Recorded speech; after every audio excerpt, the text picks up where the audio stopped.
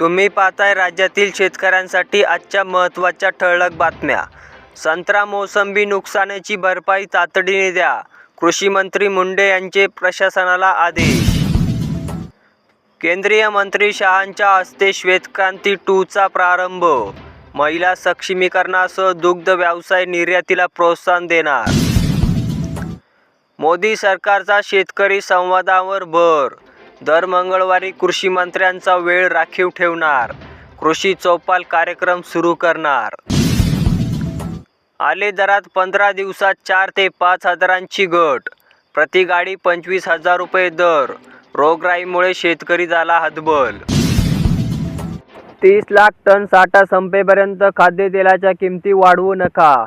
केंद्रीय खाद्य तसेच सार्वजनिक वितरण विभागाकडून प्रक्रिया उद्योजक व्यापाऱ्यांना बैठकीत निर्देश जारी. महाराष्ट्रात ड्रोनच्या गिरट्यांनी धास्ती. मराठवाडा, उत्तर महाराष्ट्र, पश्चिम महाराष्ट्रातील शेतकऱ्यांमध्ये चिंतेचे वातावरण.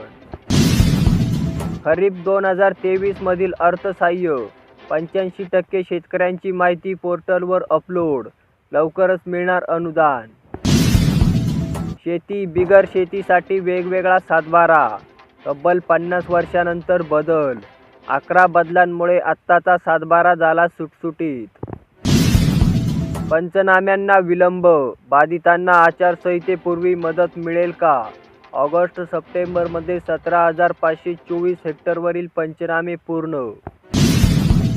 अतिवृष्टी, पूर, चक्रीवादळात बाधित शेतकऱ्यांना 69 कोटींचा निधी मंजूर. राज्यामध्ये तब्बल 1,24,715 शेतकऱ्यांचे झाले नुकसान.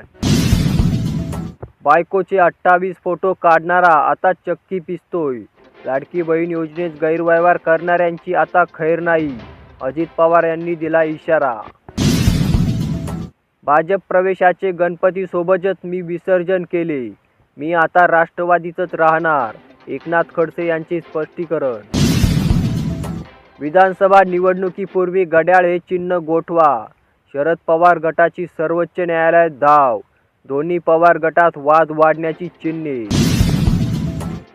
शेतकऱ्यांची प्रतीक्षा संपणार. मराठवाडा, मध्य महाराष्ट्रात आज हलक्या आणि मध्यम पावसाचा अंदाज.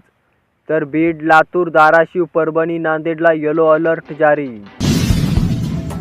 महविवाची 80% जागांवर सकारात्मक चर्चा. विदर्भातील जागेचा तिढा कायम. दुसऱ्या टप्प्यात पुन्हा चर्चा होण्याची शक्यता.